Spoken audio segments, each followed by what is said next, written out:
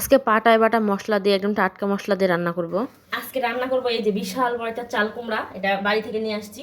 পাকা চাল কুমড়া কিন্তু আমার অনেক বেশি, এটা পাকাও না ঠিক, আবার পাকা উঠছে এরকম।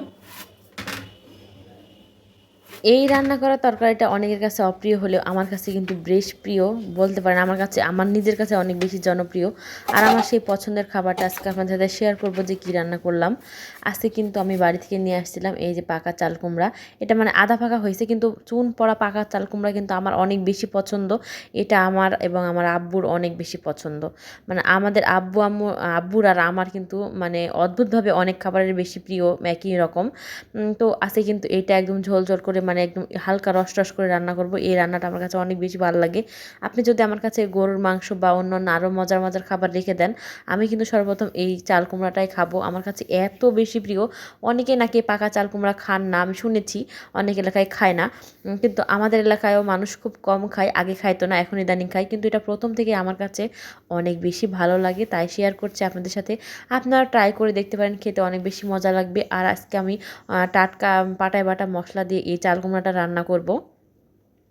আসলে পাটায় বাটা মশলা দিয়ে রান্না করার একটা মজাই আলাদা।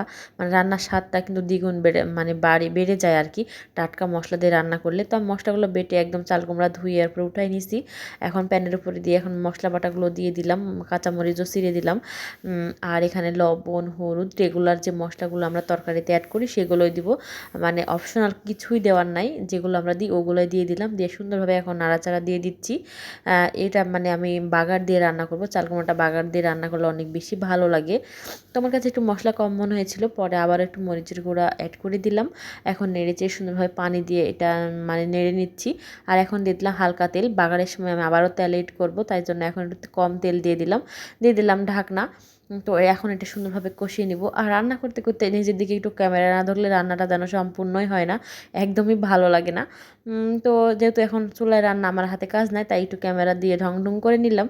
তো দেখেন এখন কিন্তু রসটা মানে পানিটা মরে আসছে। আর দেখেন মানে তাল কুমড়াটা কিন্তু প্রায় সিদ্ধ হয়ে আসছে, সফট হয়ে গেছে অনেকটাই। আগে কিন্তু প্যানটা পুরাই ভরা ছিল। তো আমার এটা সিদ্ধ হয়ে গেছে, এখন আমি এটা বাগার দিয়ে নিব।